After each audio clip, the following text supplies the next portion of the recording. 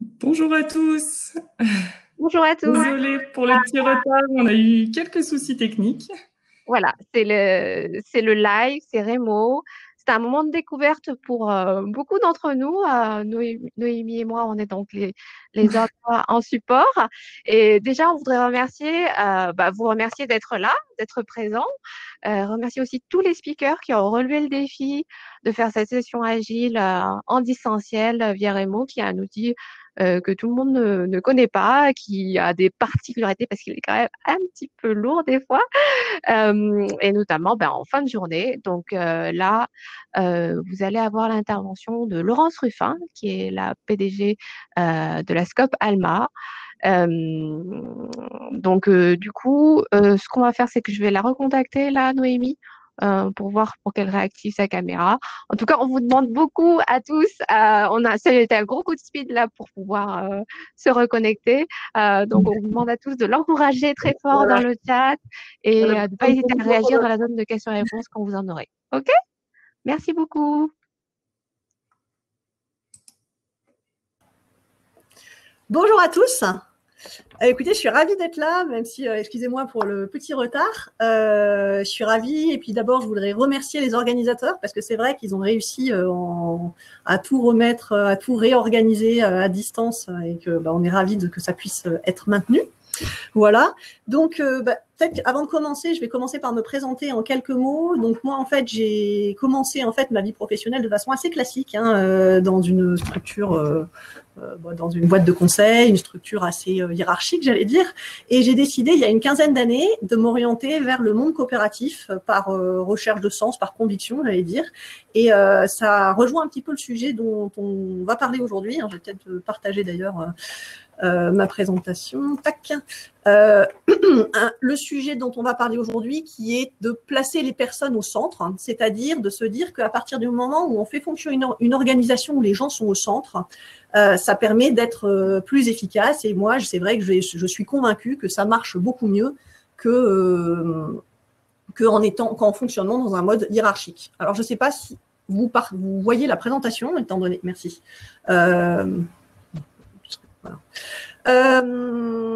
Alors, oui. Tout se passe très bien. On voit très bien la présentation. Tu apparais. Merci beaucoup. On a réussi à… Je le disais à tout le monde merci beaucoup d'avoir relevé le défi de participer à Remo parce que c'est vrai que c'est un format qu'on connaît pas, qui a des fois des caprices. Effectivement, on ne sait pas pourquoi il y a des sessions qui se passent parfaitement bien et d'autres qui ne se passent pas bien. Donc, c'est vraiment très, très chouette parce que c'est un moment important pour nous tous d'avoir ce moment agile Grenoble dans l'année. Et c'est grâce à des speakers comme toi qui acceptent le défi, qui le relèvent, qu'on a ces moments de partage. Et je sais pas, tu vois peut-être pas dans le chat, mais tout le monde est hyper enthousiaste d'être dans la session. Merci beaucoup. Non, mais merci en tout cas. Alors, pour vous resituer un petit peu, avant d'entrer dans le sujet, peut-être pour dire quelques mots d'Alma. Alma, en fait, on est une société aujourd'hui, on est de 160 personnes. Dans la structure française, on est 100 personnes, 100 salariés, et tous les salariés sont associés. On est dans le numérique, dans 4 secteurs d'activité, et on a choisi dès le début d'être sous format de scope, qui a une grande influence sur notre manière de fonctionner. Alors, c'est vrai que le mieux, si ça marchait, ça aurait été de partager une vidéo de quelques minutes de vidéo avec vous. Je ne sais pas si on peut le partager avec vous. Tiens, je te laisse.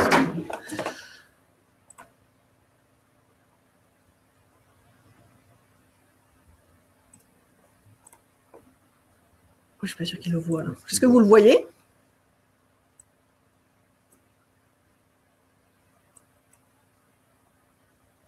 Pour l'instant, ça n'apparaît pas. Bon, c'est pas grave, je laisserai. Je vous mettrai toute la vidéo. Je vous demanderai peut-être aux organisateurs de mettre toute la vidéo après, si c'était possible. Voilà. Donc, en fait, dès le début, on a choisi d'être une SCOP. Et si je vous résume un petit peu ce qu'est la SCOP, en fait, il y a 3 principes fondateurs sur la SCOP. Le premier, je vais aller directement au sujet. Donc, je vous disais, on a 4 activités et on a décidé dès le début de prendre le statut coopératif. 3 sujets. La première chose, c'est que les salariés sont vraiment au centre de l'entreprise, puisque tous les salariés, chaque personne a une voix. Alors, vous allez me dire, dans une entreprise, c'est vrai que c'est pas très commun, mais finalement, si on se projette en dehors de l'entreprise, c'est quelque chose qui est assez normal. C'est-à-dire d'être, quand on est citoyen, on considère qu'il est normal d'élire son maire ou d'élire, de prendre part aux décisions et que chacun ait une voix. Donc finalement, l'idée de la SCOP, la première grande idée de la SCOP, c'est de considérer que chaque personne qui travaille dans l'entreprise a de l'importance et a une possibilité d'avoir une voix dans l'entreprise, de pouvoir prendre la parole. En l'occurrence, à Alma, donc on est une centaine de salariés aujourd'hui, même moyen un peu plus que 100, et tous les salariés sont associés, ou en tout cas tous ceux qui ont un an de présence. C'est-à-dire qu'on considère qu'au bout d'un an de présence, on propose aux personnes de devenir associés de l'entreprise pour prendre part à la vie de la structure. Donc ça, je dirais que c'est le premier grand principe, c'est la place des personnes dans l'entreprise.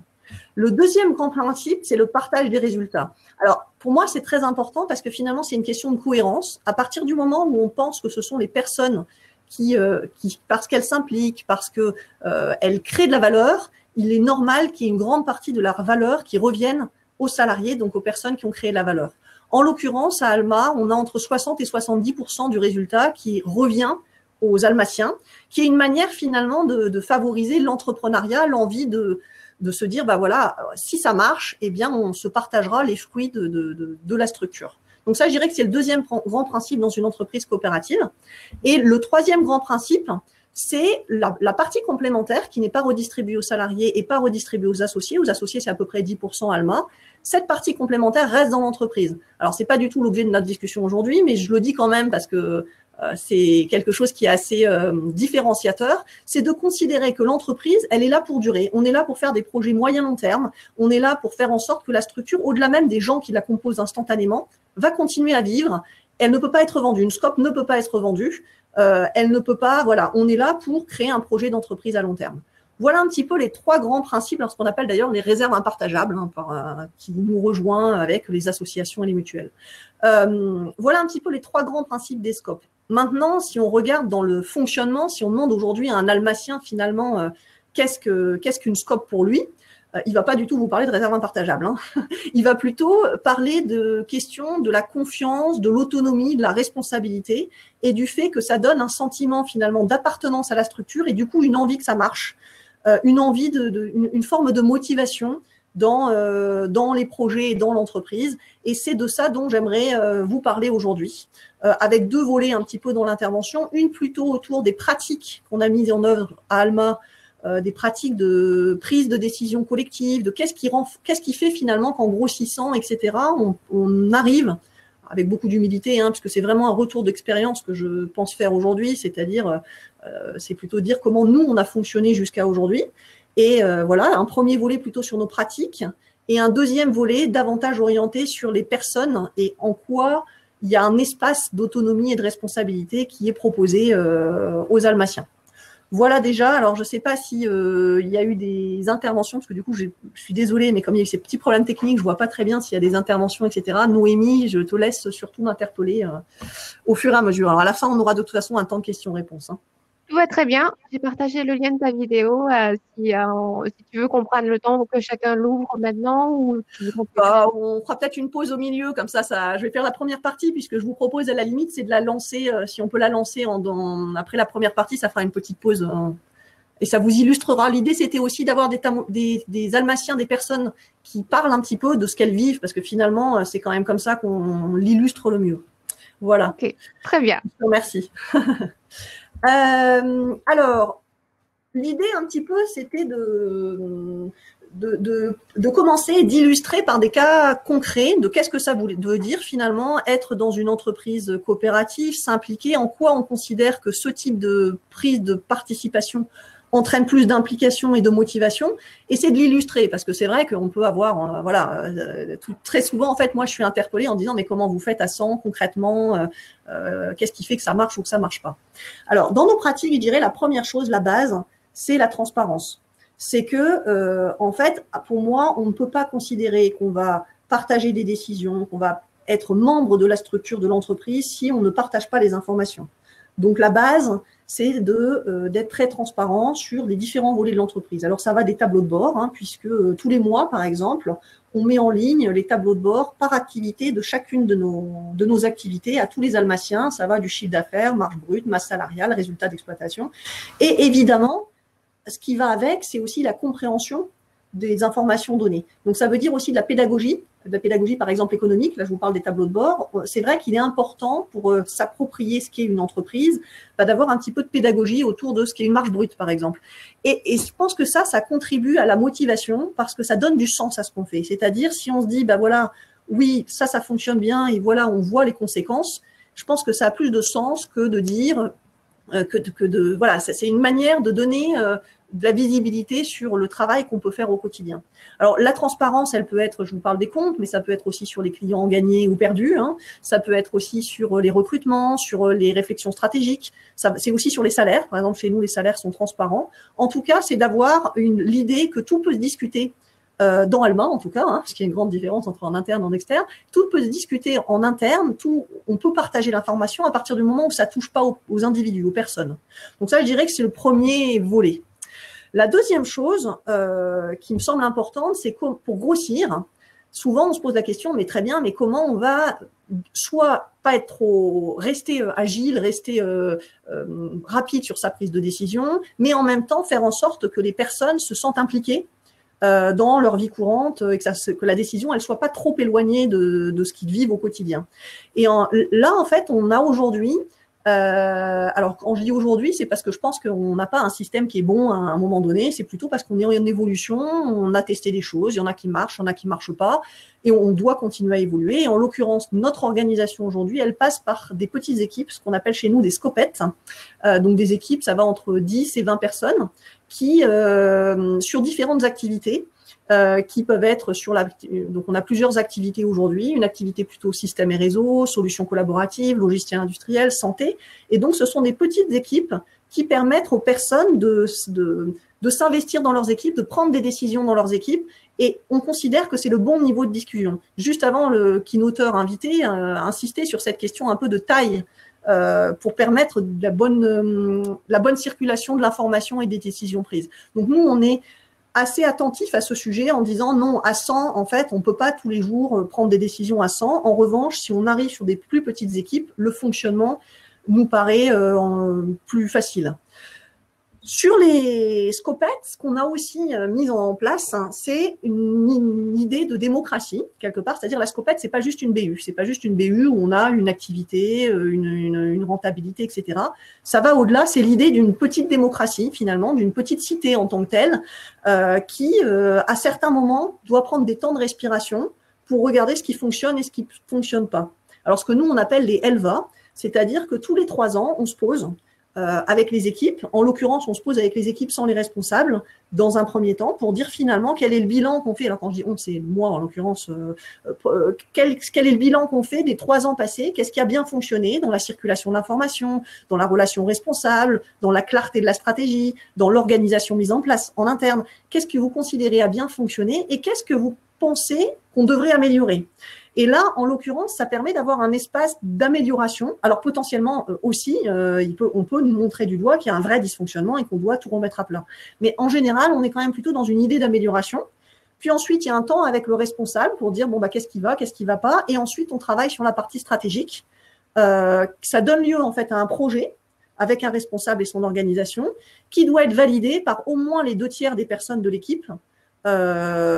Qui doit être validé. Et donc, c'est cette idée qu'en fait, on ne peut pas imposer un responsable à une équipe qui n'en veut pas. Que ça fonctionne que si on adhère. Voilà, c'est ça un peu le principe de fond, c'est de croire que si on s'investit, que si on prend part à la construction de la décision, on aura une envie, une adhésion plus forte et que ça peut marcher. Qu'en revanche, si on impose quelque part un responsable, un fonctionnement, une stratégie, on aura finalement peu d'envie de faire. Et ma croyance, en tout cas ma conviction profonde, c'est qu'on a moins voilà, que ça avance, que c'est moins bien et pour les individus et pour le collectif. Donc voilà un peu ce ELVA. Alors quand je vous disais, hein, ça peut arriver aussi à une idée de dysfonctionnement et de dire en fait ça fonctionne pas. Voilà, on s'autorise aussi à dire que ça peut ne pas fonctionner. Donc voilà le type de fonctionnement qu'on a en un point de vue construction de la démocratie en petites équipes. Si j'illustrais un petit peu plus loin, qu'est-ce qui se prend comme décision dans les équipes? En fait, dans les petites équipes, on va prendre toutes les décisions qui sont possibles. Voilà, je vais le résumer comme ça, c'est-à-dire qu'on va faire attention à avoir une colonne vertébrale Alma autour de de la communication, des questions un peu RH, des outils, etc. Mais en dehors de ça, tout ce qui va être de l'ordre des décisions, marché, produits, vont être discutés au sein des équipes. Alors là, je vous l'illustrerai par exemple sur l'entretien, puisque l'entretien d'embauche va être géré par les équipes. Alors évidemment, la décision de recruter doit être validée par Alma, c'est-à-dire de dire, bon, cette année, je sais pas, l'année dernière, on a ouvert 8 postes. C'est une décision qui doit quand même être validée au niveau d'Alma. Mais ensuite, la déclinaison et la mise en œuvre de ces recrutements est faite dans les équipes. Il va y avoir un premier entretien avec le responsable ou une autre personne. Et puis ensuite, avec les 2-3 candidats qui fonctionnent d'un point de vue compétences, etc., ces candidats vont rencontrer l'équipe sans le responsable, ce qui a une double vocation, en fait. L'idée, c'est à la fois de permettre, en fait, aux candidats de se rendre compte ce qu'est une scope, parce qu'on a beau dire, quand vous venez chez nous, vous avez vocation à devenir associé, c'est quand même intéressant de le vivre. Et puis, c'est aussi l'idée que quand l'équipe est concernée, c'est-à-dire qu'elle est prise à partie dans ce recrutement en disant, voilà, qu'est-ce que tu penses du candidat, est-ce que ça va bien marcher, etc. Déjà, on a d'autres informations sur le candidat, un regard complémentaire. Et puis aussi, il y a eu l'envie ensuite de l'équipe que ça fonctionne. C'est-à-dire que quand le candidat intègre Alma, les gens ont envie que ça marche parce qu'ils ont été partie prenante du processus de décision. Et ça, j'y crois beaucoup. C'est-à-dire que même si on n'était pas d'accord, je le vois dans nos décisions, même quand les gens ne sont pas d'accord, au final, quand il s'agit de mettre en œuvre la décision, comme on l'a construit ensemble, tout le monde va faire en sorte que ça fonctionne derrière. Voilà, donc j'essaye d'illustrer au maximum pour vous dire sur quel type de principe on peut fonctionner. Alors ça, c'est, je vais dire, tout ce qui touche à la scopette. Maintenant, il y a des décisions qui dépassent la scopette. Je ne sais pas, moi, on a acheté le terrain d'à côté parce qu'on avait des problèmes de place. Ce qui est un peu moins vrai depuis mars, puisqu'on a quand même beaucoup de personnes en télétravail. Mais donc voilà, on a eu une réflexion d'extension de bâtiments, on peut avoir des questions de croissance externe, d'innovation, enfin plein de questions qui sont plus transversales. Et là, la question qui peut se poser, c'est très bien de prendre une décision à 95, mais concrètement, comment on fait ? Et là, je reviens sur mon principe dont on parlait tout à l'heure de scopette, c'est de dire à 95, en fait, on peut donner de l'information. Donc oui, il va y avoir de la transparence à 95. On va faire des comptes rendus de CA après chaque conseil d'administration. On a un Teams organisé avec différents réseaux qui permettent de donner de l'information sur différents volets. Mais comment on prend une décision à 95 ? Et en fait, quand c'est une décision extrêmement significative, ce qu'on va mettre en place, c'est des petits groupes de discussion. C'est-à-dire qu'on va dire, voilà, je ne sais pas, on se pose une question de partenariat significatif, de rachat d'une société, qui a une vraie influence sur l'Alma de demain. Et bien dans ce cas-là, on va faire des petits groupes de discussion pour dire, voilà, qu'est-ce qu'on en pense ? Est-ce que c'est une bonne décision, pas une bonne décision ? On va essayer de comprendre cette décision. Et c'est seulement ensuite que ça donne lieu à un vote. Donc, l'Alma Café, c'est pour vous illustrer ce type d'échange en petits groupes. C'est cette idée tout le temps que si on veut vraiment discuter, ça ne passe pas par… C'est pas vrai à 100 que tout le monde s'exprime très facilement et qu'on peut faire du débat à 100 sans l'organiser. Donc, la démocratie, ça s'organise. D'ailleurs, contrairement à ce que je pensais quand moi je suis arrivée dans les scopes, comme je vous le disais au début, j'ai d'abord une première expérience pas du tout dans cet état d'esprit. Je pensais que c'était assez… qu'il fallait un peu essayer de structurer pour faire en sorte que ça dure. Et en fait, mon sentiment est l'inverse, c'est qu'il faut au contraire alimenter les almaciens d'information, leur donner envie de s'investir sur des thématiques un peu stratégiques, parce que sinon, on peut vite fonctionner uniquement à la confiance, aussi vis-à-vis de la direction, quelque part. Et donc, cette question d'esprit critique, je crois que ça se cultive. Donc voilà, donc là pour l'illustrer, je vous mettais l'Alma Café par exemple. L'Alma Café, c'est des formules qu'on fait, souvent c'est le midi 13-14 ou 17-18. Donc avant c'était en présentiel, mais sinon via à distance, sur des thématiques assez variées. Alors ça peut être des thématiques je sais pas, Alma solidaire, qu'est-ce qu'on doit faire, Alma et l'environnement, ça peut être des thématiques plus techno, des réflexions de partage de compétences techno, ça peut être une équipe qui vient présenter un projet. Et donc c'est cette idée d'avoir des temps informels en plus petits groupes. Ce midi, par exemple, il y avait un Alma Café littéraire. Donc d'avoir des temps d'échange en petits groupes pour partager, pour faire du lien, mais aussi pour progresser. C'est-à-dire pour pas seulement être en mode informé sur les sujets, mais aussi pour pouvoir prendre la parole en petits groupes et pour pouvoir ensuite prendre une décision et voter. Parce que, oui, toutes les décisions ne sont pas… comment dire, il y a un vote à la fin. On a toujours ça en tête quand on pense à une scope. En fait, le vote, c'est que la fin d'un processus. Moi, je crois que ce qui est important, c'est la manière dont on construit le processus. Il peut y avoir des gens qui sont pour, il peut y avoir des gens qui sont contre. Ce qui est important, c'est ce processus mis en œuvre pour construire quelque chose ensemble et effectivement qui va être validé ou non par un vote. Mais en tout cas, c'est ce cursus qui me semble intéressant. C'est la construction de la décision, en tout cas, qui me semble intéressant. Et puis alors, pour finir peut-être ce premier volet, en fait, je trouvais intéressant de souligner la question de la réactivité de la lenteur, parce que très très souvent, je suis interpellée sur, mais quand même, oh là là, si vous prenez du temps à discuter de tout, comment vous faites pour prendre une décision, comment vous faites pour continuer à avancer. Et alors effectivement, je pense qu'en amont, on prend du temps et on prend plus de temps qu'une autre structure pour se mettre d'accord sur une décision. Mais je crois aussi que ensuite, la décision, on la met en œuvre et il y a une forte adhésion à la décision qui est prise. Donc, je vais vous prendre un exemple. En 2008-2009, en fait, c'était une crise un peu comme on peut, j'espère pas autant, mais en tout cas comme on l'a vécu dans le passé. Comme nous, on est très fortement dépendant de l'industrie, de l'investissement industriel, on s'est dit quelle doit être la stratégie Alma face à cette crise. Alors évidemment, il y a toujours quand même un comité qui est un peu en mode impulsion, réflexion, notre conseil d'administration. On s'est dit, finalement, on est vraiment trop dépendant de l'investissement industriel. Il faudrait en particulier en Europe de l'Ouest, il faut qu'on réfléchisse à une stratégie à poursuivre qui donne de l'avenir moyen-long terme à Alma. Et on a ouvert une réflexion avec tous les Almaciens là-dessus, d'abord en petits groupes pour partager cette problématique, puis ensuite pour dire, voilà, on a une réflexion sur à quel point on devrait nous internationaliser et à quel point on devrait lancer une nouvelle scopette, une nouvelle activité pour l'Alma de demain. Et on en a fait des petits groupes de travail. Donc tous les Almaciens, à midi, se sont réunis pendant 1 heure. Donc vous allez me dire, oui, on a perdu. En tout cas, on a utilisé 1 heure de la vie de chacun pour discuter de ce sujet. Derrière, ça a donné lieu à un vote et donc à une validation de principe en disant, oui, effectivement, on pense que la diversification fait sens pour Alma, pour mettre un pied dans un projet qui aurait du potentiel pour demain. Et il nous semble vouloir aller là-dessus. Donc, ce qui fait d'ailleurs aujourd'hui, si on reprend un peu l'histoire, aujourd'hui, on a une nouvelle activité qui est la santé, qui représente une nouvelle scopette, une nouvelle entité où on est éditeur de logiciels pour dans la préparation pharmaceutique, en particulier hospitalière. Voilà. Donc, c'est pour vous dire un petit peu le processus qui est mis en œuvre et de dire oui, quand ça nous semble extrêmement significatif, on va construire un pré-projet, on va faire du jeu de ping-pong avec les Almaciens pour voir si ça semble ou pas cohérent. On va le valider par un vote, puis on va le décliner d'un point de vue mise en œuvre. Alors ça, c'est sur les grandes décisions. Mais on est aussi capable d'être très réactif. Je vous parlais tout à l'heure du terrain. Le terrain, en fait, on a su qu'il était mis en vente un jeudi et que c'était quasiment, on était très très proche de la finalisation de l'opération. Dès le week-end, on a essayé de rencontrer le propriétaire pour voir comment on pouvait avancer sur ce sujet. On a fait un mail d'information à tout Alma le lundi et une proposition de discussion de 13h30 à 14h en disant si vous voulez discuter, voilà un peu l'opportunité, on n'a qu'une semaine pour réagir. On a fait une interview parce que c'était quand même un gros budget. Et le vendredi, on faisait, enfin en tout cas la semaine suivante, on faisait une offre définitive qui nous a permis d'acquérir le terrain qui est vraiment voisin d'Alma. Donc pourquoi je vous dis ça? C'est parce que on a un processus effectivement qui cherche à impliquer les gens, mais on est aussi très attentif au fait que ça n'aille pas à l'encontre et au contraire même au fait que ça cultive une question d'agilité et de réactivité.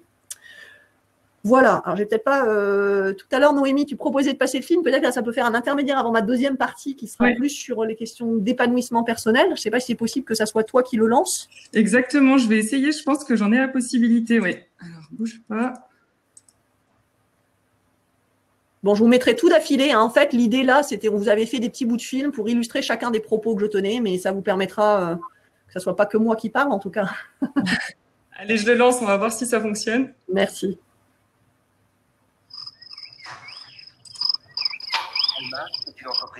Alma, c'est une entreprise informatique et c'est 4 domaines d'activité. Des logiciels pour l'industrie et des algorithmes de nesting. Des logiciels pour l'hôpital et la pharmacie.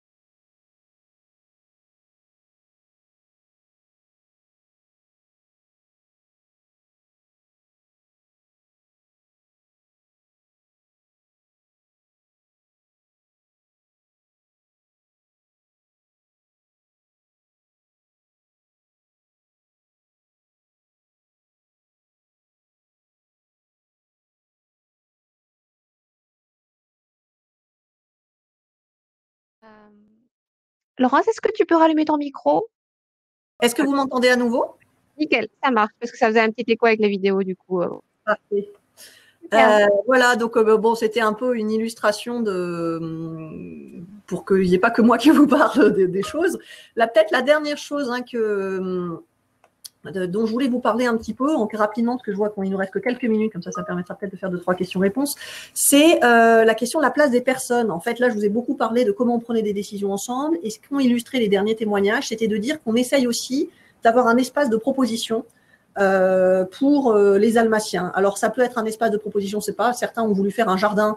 Alors, il y a eu des discussions. Est-ce que dans une entreprise, on fait un jardin ou des ruches d'entreprise? Est-ce qu'il y a un temps sur ce type de choses? Mais ça peut être aussi sur l'évolution professionnelle. Par exemple, un Almacien a voulu partir à Singapour.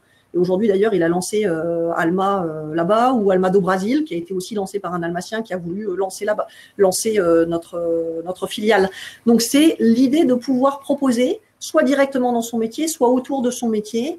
Alors, un lieu qui sert pas mal à ça, c'est les commissions. C'est-à-dire qu'on met en place des commissions pour faire avancer des projets spécifiques et où les gens peuvent travailler ensemble pour faire avancer des projets transversaux. Donc, Clément vous a illustré le Ship It Day, par exemple. Il y a une petite commission qui avait dit, nous, on voudrait organiser une nuit d'Alma pour travailler sur des projets. Alors, ça peut être repeindre. Certains ont repeint nos murs, d'autres ont créé un logiciel dont ils n'avaient pas trop le temps de travailler dessus. En tout cas, c'était faire qu'ensemble, on travaille sur un projet. Donc, il y en a qui ont proposé le Ship It Day. Ça peut être aujourd'hui, il y a des réflexions. Alors, la question du sens est de plus en plus importante chez nous, enfin, je pense comme partout. Hein. Donc, comment Alma contribue aux réflexions environnementales? Quel plan on met spécifiquement en place sur l'environnement? Donc là, c'est une commission qui s'est constituée pour avancer sur ces sujets, voire pour faire naître une nouvelle activité pour l'Alma de demain. C'est les réflexions en cours. Hein. L'idée de croiser numérique et environnement et se dire à quel point on pourrait porter quelque chose de nouveau. Donc voilà, c'est toute cette idée de permettre aux personnes de proposer, de grandir quelque part dans leurs fonctions ou dans ce qu'elles pourraient apprendre au-delà. Rosalinda, vous évoquez le conseil d'administration, c'est aussi un lieu où on apprend, puisqu'il y a les responsables, mais il y a aussi des Almaciens qui viennent donner, proposer, apprendre aussi dans ce lieu d'échange et de construction. Et c'est de faire en sorte que les personnes, qu'on cultive cette envie. Ça vient aussi du fait qu'on partage les problématiques stratégiques, c'est-à-dire que c'est très facile de partager, je vous parlais du bâtiment, ça très vite, chacun contribue, comment on voit le bâtiment, etc.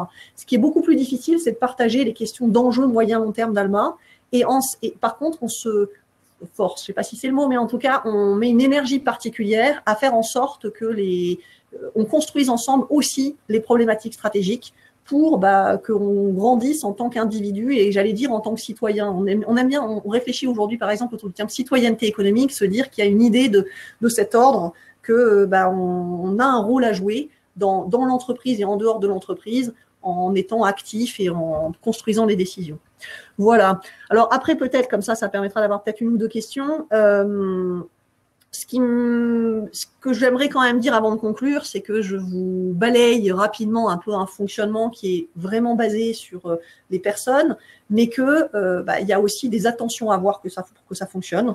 Là, sur ce dessin qui était réel, est-ce qu'on on vote à bulletin secret ou à main levée, il faut un vote pour décider. Donc en fait, toute l'attention, c'est aussi de rester de savoir prendre ses décisions correctement, de continuer à avancer. Parfois, on a une casquette salariée, parfois associée, c'est pas toujours évident de faire la part des choses. Donc, moi, je veux pas donner une image de c'est facile et c'est idéal. En revanche, ce qui me semble intéressant, c'est de dire que voilà, ça fait 40 ans qu'on a été créé, on fonctionne, on continue à se développer en basant notre vie collective autour de l'envie, de la motivation des personnes et pas autour de l'aspect financier.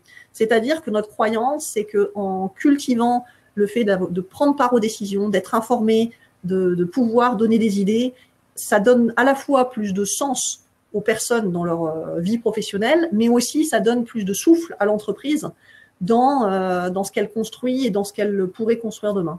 Voilà, et on a encore beaucoup à prendre, beaucoup à faire, et Agile Grenoble est l'un des lieux d'ailleurs où il y a des discussions sur ces thèmes. Donc s'il reste 3 minutes, peut-être que je reviens du coup Merci Noémie. beaucoup. Oui, il y a vraiment très très bien Laurence. Merci beaucoup pour cette session très ces quelques minutes pour répondre aux questions. Alors, dans la zone Q&A, il y a des réponses qui ont été postées. On va peut-être les prendre dans l'ordre de vote. La première qui apparaît, c'est avec la logique un vote, une voix. Est-ce qu'il arrive que les intérêts de métiers minoritaires dans la SCOP aient du mal à être pris en compte?